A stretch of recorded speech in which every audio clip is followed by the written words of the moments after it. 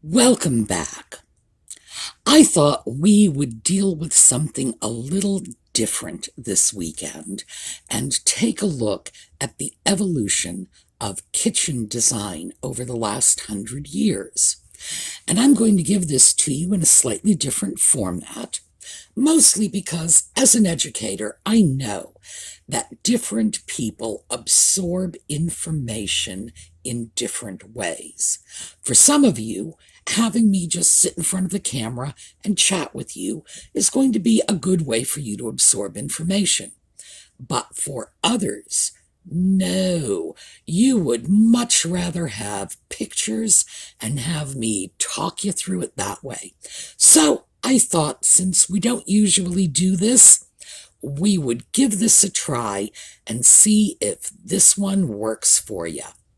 So, why kitchen design? Well, you may not realize this, but for the vast majority of you, you are working, cooking meals, cleaning up, doing all of your food prep and cleanup stuff in a kitchen that was primarily designed for a woman several inches shorter than you, a woman who stayed home and did all of the cooking and cleaning herself, didn't have company in the kitchen when she was doing it, and those design elements are still dictating our kitchen planning today. So, about time we looked at it, don't you think?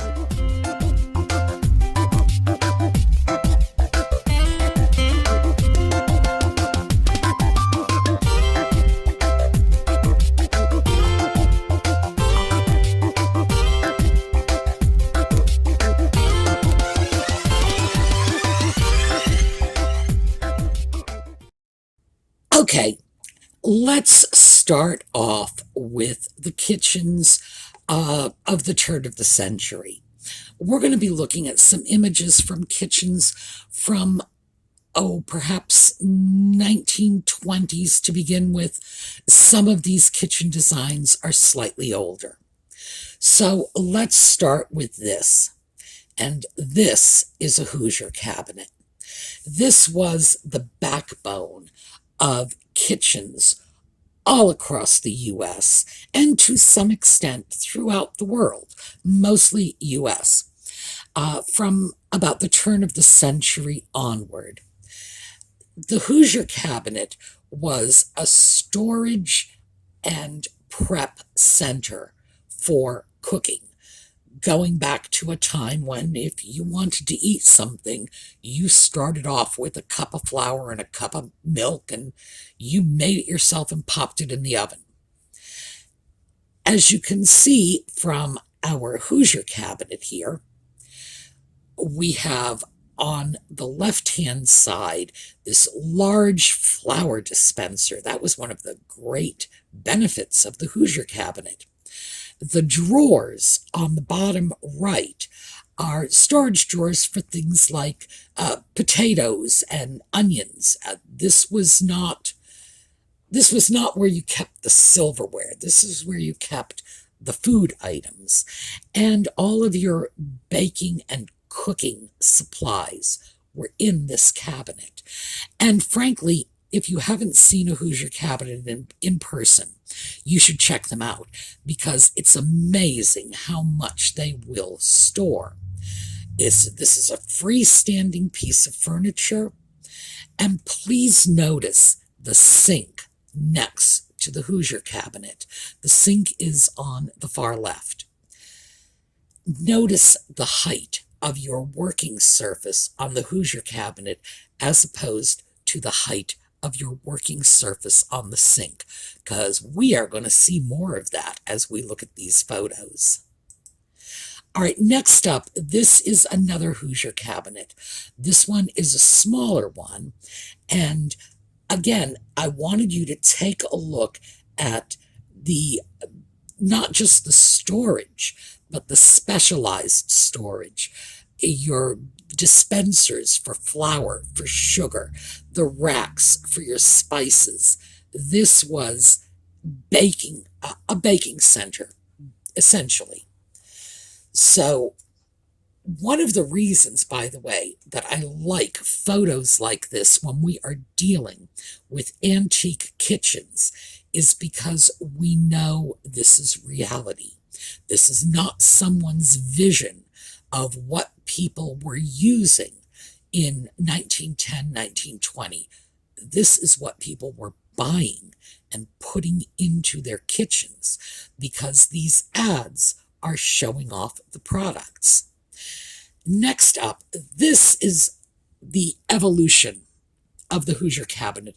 This is sort of Hoosier cabinet 2.0, and this is a large serving cabinet. As you can see, it's still a freestanding piece. It's certainly not as easily portable as that Hoosier cabinet, but this is holding the china. This is a food prep and service piece. Again, we have the little work surface. You can see the coffee pot and the cups sitting on it, and the upper cabinets, instead of holding the pots and pans or the spices and the baking powder, are holding the service pieces, the dishes, the china. We know this is the kitchen because once again we have an ironing board here, and we have a little seating nook with a couple of benches and a table. That's on the right-hand side below the window. This ad, by the way, was for the flooring. And you will see that the flooring manufacturers were a tremendous source of great kitchen images. But, of course, they're designed to show off the brightly patterned linoleum. This one also, again, is an ad for flooring. And we have our linoleum. Again, we have that little kitchen nook. You can see that in the background. But notice the lady of the house is doing dishes, and she is sitting on a chair. This is one of the chief things you will see in terms of differences in the way we use a kitchen and the way our grandmothers used a kitchen. When our grandmothers were in the kitchen, they were sitting down. This is where they spent the vast majority of their time, and they were not doing it on their feet. So this is something to note, and you will see more of this later. This is actually a real kitchen. This is a rarity to have a photo of an actual working middle-class kitchen. As you can see, most of the pieces here are not specially designed for kitchen use. On the left-hand wall, we have a table up against a wall and open shelving above it. On the right-hand side, the piece, the taller piece, actually really resembles a quart cupboard, which is a very old piece of furniture. We're talking 16th century style of furniture. That is the ancestor of our countertop upper and lower cabinet kitchen pieces, the quart cupboard. And that's one of the reasons I wanted to include this. And also, of course, because, as I say, photos of real working kitchens are so rare from this period. People were just not photographed in the kitchen. That was considered the workroom. This next piece is another flooring ad. And it's very easy to tell, of course, because, just look at what's featured in the center of the room, the flooring. The thing that is interesting about this, and this is 1920s, is the stove in the background, and this would have been probably a gas stove, certainly not electric, but it might have been kerosene. It's very hard to tell because the picture is not extremely clear. But notice things like the transom window over the door, the little antique touches like this that tell you how old this room is. The sink, again, and that is on the left-hand side of the wall, is a freestanding piece, and most of the work in this kitchen would have been done while seated at that table.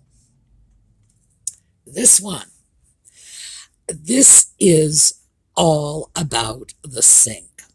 And this is clearly an elegant kitchen because the woman standing at the counter preparing the food is not mom. It's maid, and you can tell from the little white hat. Standard Sink Company had made an integrated sink unit that they were showing off in this ad. Not doing a very good job of it, frankly, because it is on the far wall and you really can't see it. Even with a clearer and sharper image, their product would have been in the background. But please notice on the left-hand side, there is a floor plan. And that's why I included this picture, because I wanted you to be able to see this floor plan and notice how these kitchens were organized. Sometimes it's really helpful to see it from above. There would be a table in the middle of the room. There would be a stove on one wall. There would be a sink. There's a definite lack of upper cabinets. And it's just sort of a giant room with a lot of floor space. This photo is showing us very much what the kitchen looked like as it was transitioning into something we would recognize as a modern kitchen. And notice the sink. This is a great sink, by the way. Notice it's a 2-bowl sink, and the bowl on the left is a laundry tub. You can tell because if you notice, the sink extends below the apron, and it's probably a good 12 to 14 inches deep. And there is a little steel cover that gives you a drying rack when you're using the regular shallow portion of the sink, or a little bit of an extension of counter space. Great sink. Boy, do love that. And also notice the chair under the sink. Well, actually, it's a stool so that you can sit down while you're washing the dishes. Once again, what we're talking about is differences in the way the kitchen was used. The cabinets are paired. The lower cabinet, as you can see, is just a standard lower cabinet, and it has an upper cabinet directly above it. And this is what happened to that quart cupboard over time. It turned into 2 separate cabinets, an upper and a lower. And once again, please notice that the countertop heights are not level. The cabinet height is a little lower than the sink height. At this point, we were not dealing with integrated kitchen design. Now this is a very special diagram. This is from the Harriet Beecher Stowe house in Connecticut. They actually built a kitchen to these specifications. Harriet Beecher Stowe, who wrote Uncle Tom's Cabin, also wrote a book on organizing a happy, healthy home. It was part of that Victorian women's Christian create God in your home sort of thing.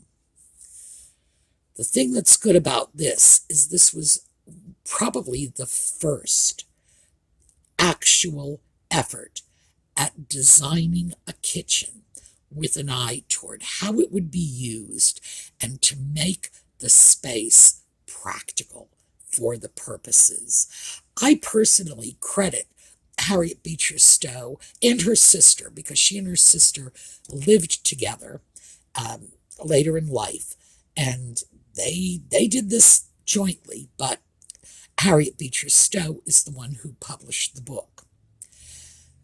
They actually made an effort to create a good working kitchen. And nobody had given it much thought prior to this, in part because this is where women were relegated in the low-income houses, and in the upper-income houses, this is where the servants worked.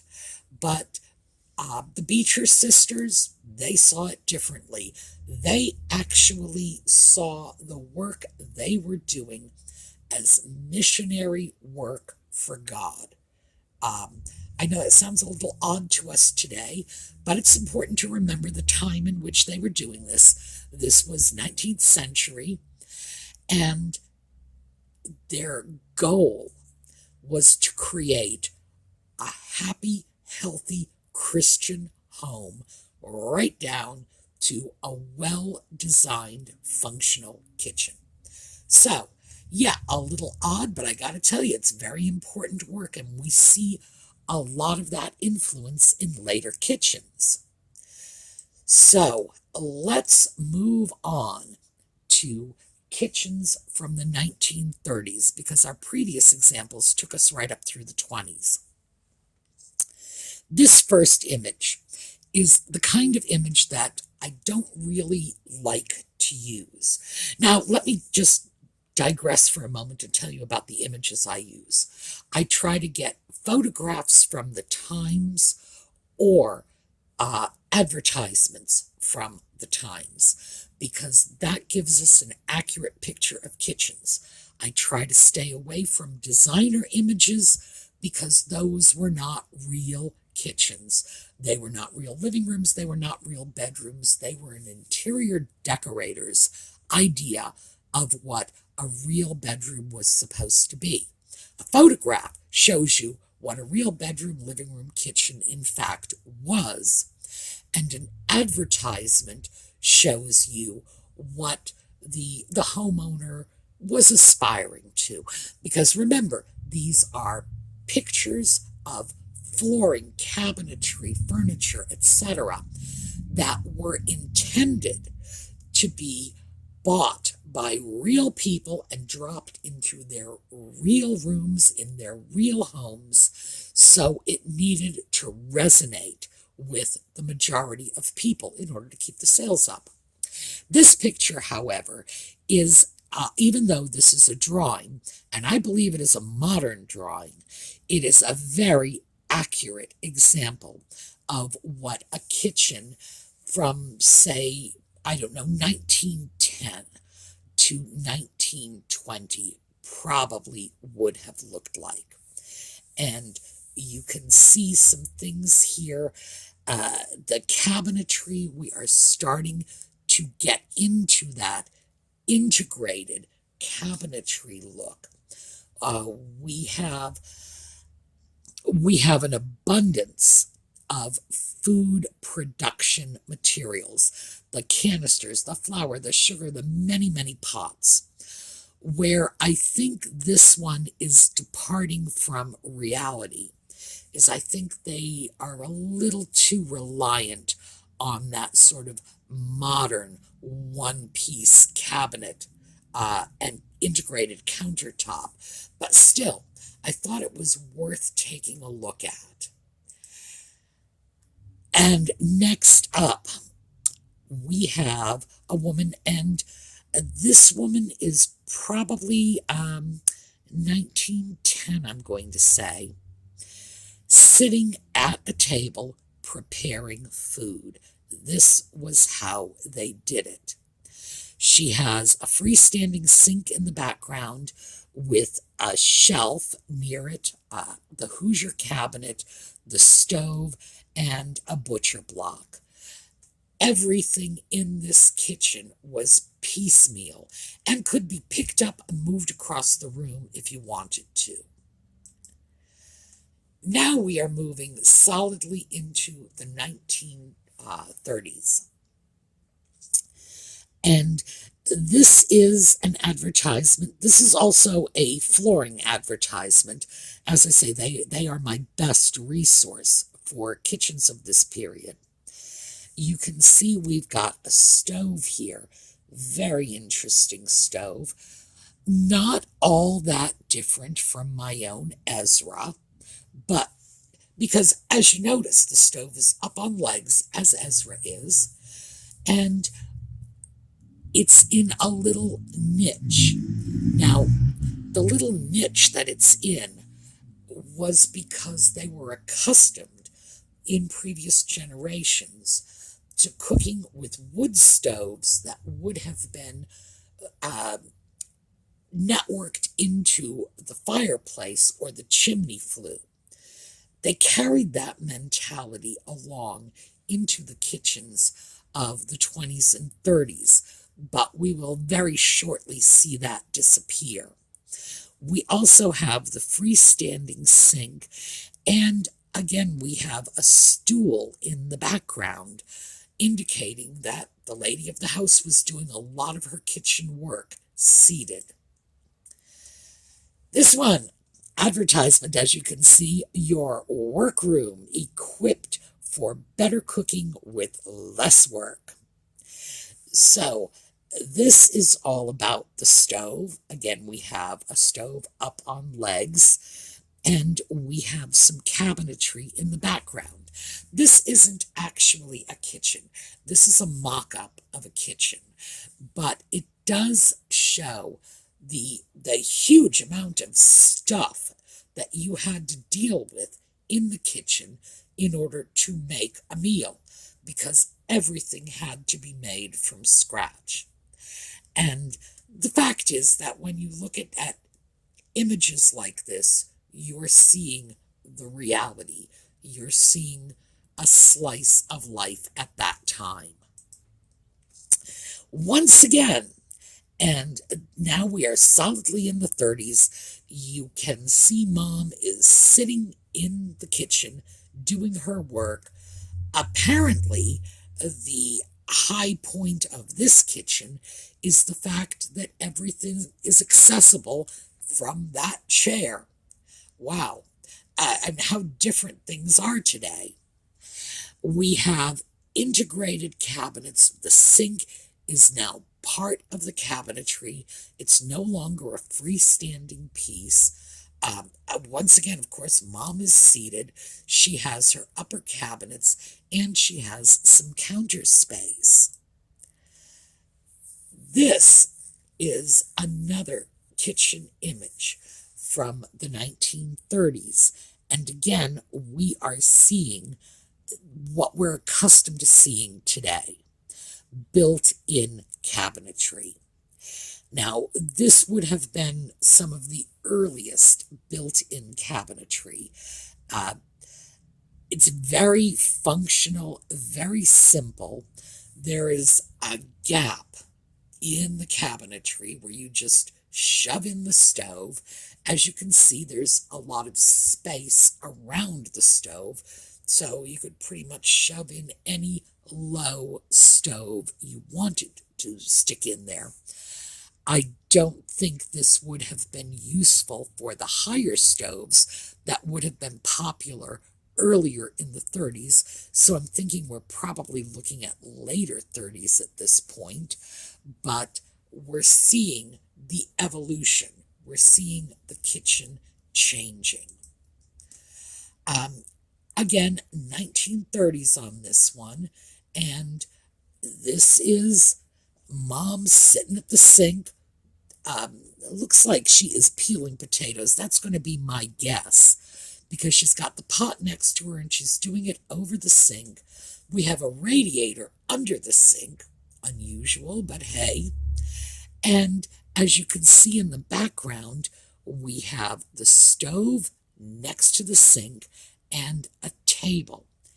What we don't see here is we don't see any upper cabinets. In fact, we don't see any lower cabinets. We don't see any cabinets at all. I can see the indication of a few shelves, and that's it. So, again, we are in a state of transition in the 1930s. This is another flooring ad. Obviously, you can see the flooring. That's what they're highlighting here. They're showing a nice state-of-the-art range. Oh my, How delightful. And we are seeing this bank of cabinets in the background, all integrated once again. And please note, and I'm sure you have noticed, when we've looked at cabinets, most of the upper cabinets have had glass doors, so you could show off your china. And also, I am assuming, for the obvious benefit of being able to see yourself what's in your cabinet before you open the door. And of course, we have a table and a chair next to it where Mom is preparing the food. This, again, is a flooring ad. And as I say, you can always tell because they highlight the floor.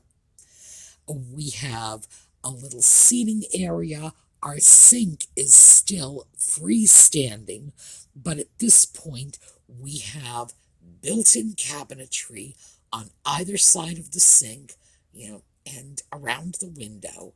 So again, transitional. This one is late 30s, and we can tell this is absolutely moving into the 1940s. We have color coming into this kitchen. Wowie zowie. Once again, integrated cabinetry, although please note, this sink cabinet is separate from the storage cabinets on either side. There's a different countertop, and the porcelain sink extends from one counter right over to the other. The stove is becoming more modern looking, more what we would recognize as a stove today. And standard kitchen units. Look at that. This was an entire wall of kitchen cabinets that you could purchase. It would be delivered to your door, and you would just slam it up against the wall and you're good to go. And it had everything, right down to and including an ironing center in it. And this is something that we saw early on in kitchen design when these standardized cabinets were coming into vogue. People were still unsure about how much they expected the cabinet to do. And so with cabinets like this, they were doing a lot more than, for example, we would expect our cabinets to do today. And primarily, this is because they were designed along that Hoosier cabinet model with a little bit of a work surface and holding everything you need. This picture, by the way, is a kitchen in, I believe, the UK. It's just a photograph of a woman in a kitchen, and you can see some differences. For one thing, the stove is smaller, so we've got a small range here. It's very petite even.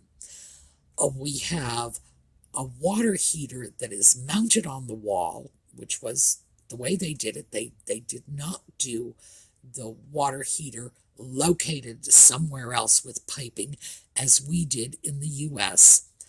And of course, space being at a premium there where it was not here.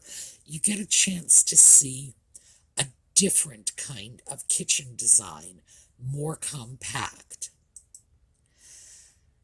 This one is what I would consider to be a standard working kitchen. The range is late 30s, early 40s. And if you take a look at it on the left side where the stovetop is, if you look behind the pot, you will see a top. This was a porcelain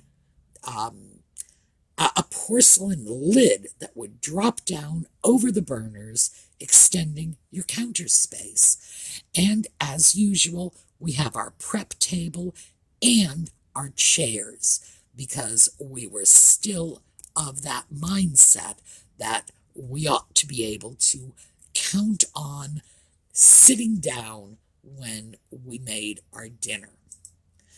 So, I am going to break off here because we're probably getting close to the end of our time. We're going to pick up with this tomorrow and see if we can't get right through to modern kitchens. And we're going to talk about the way in which kitchens have remained the same, the way in which they are different, and, well, how much of this is good and how much of this is bad. All right, I will see you then.